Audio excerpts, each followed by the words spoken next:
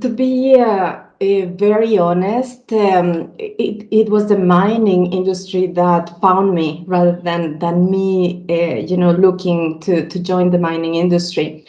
And that happened when I came to Chile 5 years ago. I joined Orica, which is a major provider for the mining industry. And then I moved into Anglo American. I have been with Anglo a year and a half. And I found a totally different world. I found a world that I didn't imagine, to be honest, and that has been fantastic. So I think that the mining industry in the countries where it's not a big thing, mining maybe is not that well known. But for Chile, for example, is a big thing, is the number one driver of the economy, and it's a fantastic world for men and women.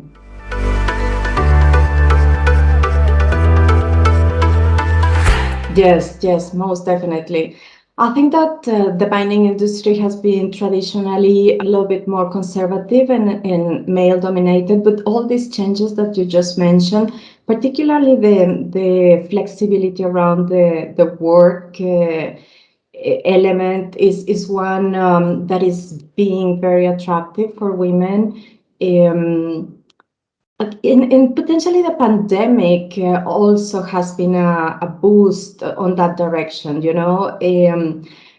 all of the sudden, some of the barriers that were there, for example, the shifts, because we needed to reduce people physically on the mine and try to find ways for people to work from home or work from the office, has started to paint a different picture around the place to work and the flexibility that comes with that. And I think that is very relevant to attract more women into the industry.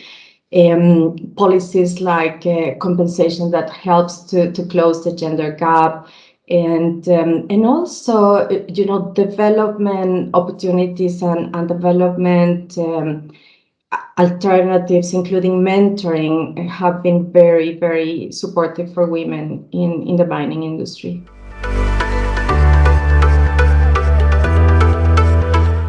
Well, I was referring to the pandemic, and in the particular case of Anglo, we have set up the first IROC, and that stands for the Integrated Remote Operations Center. So now we are operating the mine from Santiago, in this particular case, the Los Bronces mine, from the 48th floor of the titanium building.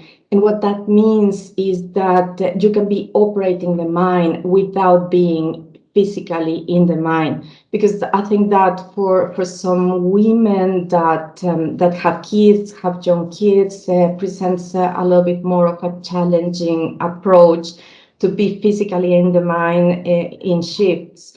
Now, if the place of work is now the office, and that changes and brings a lot of opportunities.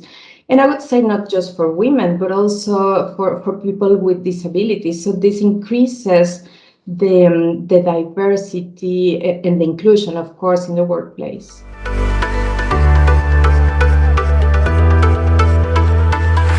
Yes, I think the mining industry is just catching up.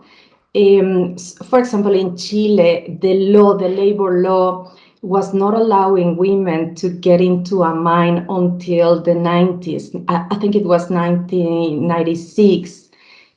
So by law, women were not allowed to join, and that is just crazy. So, is the catch-up effect that is happening right now.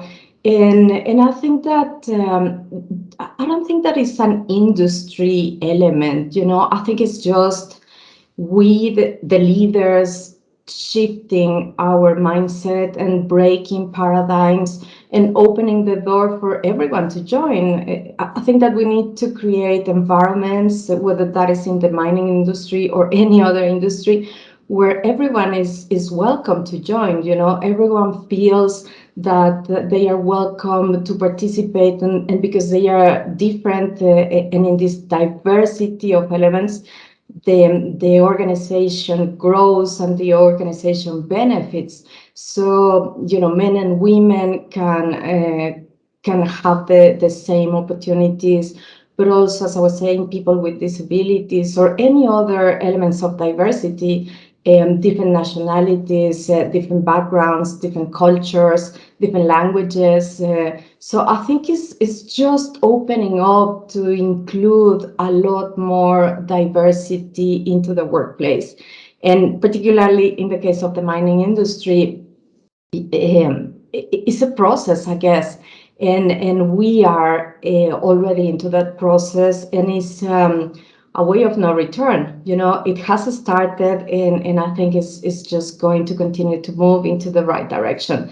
My personal perspective is that across the world, in any industry and in any economic activity or any other activity for that matter, we are half and half. So that should be the right balance everywhere.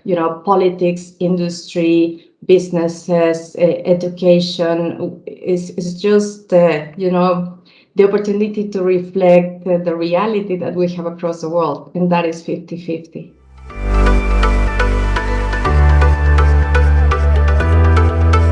Yes. There's one particular lady that I admire. Her name is Anne Stevens. She's part of the Anglo American board, and she was in Chile a year ago, just a little bit before the pandemic. The board came to visit, and she was part of the team that visited us, and I had the opportunity to chat with her, and she has an amazing career, not in the mining industry, and I think that is what brings an element of diversity that is so relevant to the board, because she did a very successful career, particularly in the automotive industry. So yeah, she I would say she's my role model, and is someone that I really admire. And I think that is the relevance. We need role models. We need to see that it's feasible, and that everyone can do that.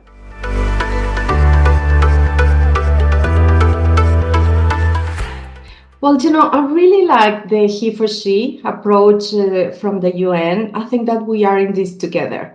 And regardless of whether we have male or female senior leaders, we need to create an environment that is welcoming of everyone.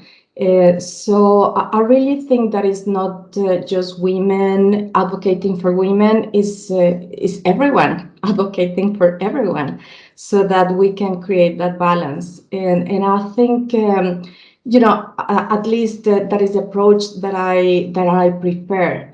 That senior leadership as a collective is really supportive of everyone growing, developing, and getting to the best version of themselves. And that includes everyone. And if we include everyone, women are included.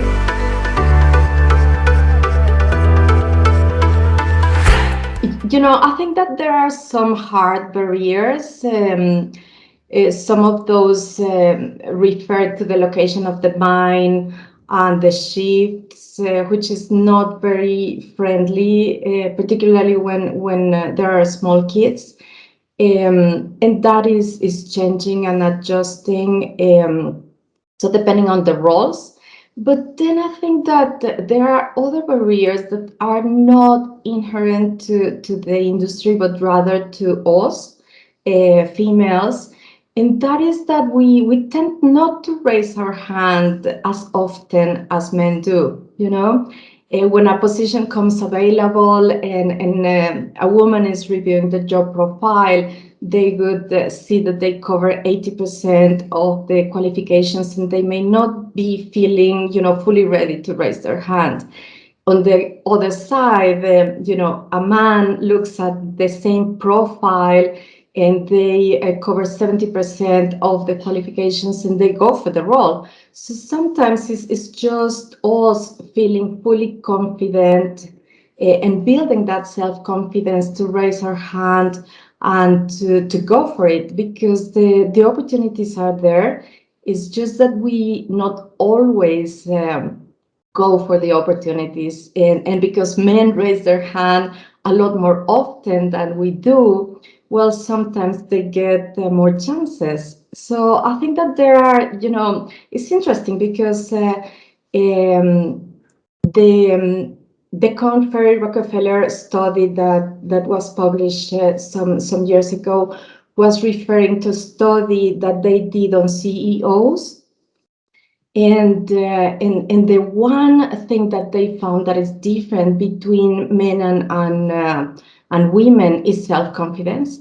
So I think that in the organizations, in the business place, we have a duty of care to support women so that they can feel self-confident and they feel that they can achieve whatever the challenge so that they can raise their hand. And for that, I think mentoring is a fantastic approach, identifying mentors, both men and women, that can support that development and that creating of a safe and caring environment that brings the best of the individual and that the individual can feel self-confident to go for it, because there's no real barrier, there's no real limit to what can be done.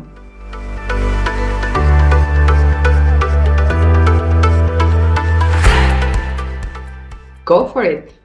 Go for it. Mining is changing, the world is changing, and we need to change. And we need to change to create a better world. I have a vested interest in this topic. I have a daughter. She's 20 right now. She's at uni.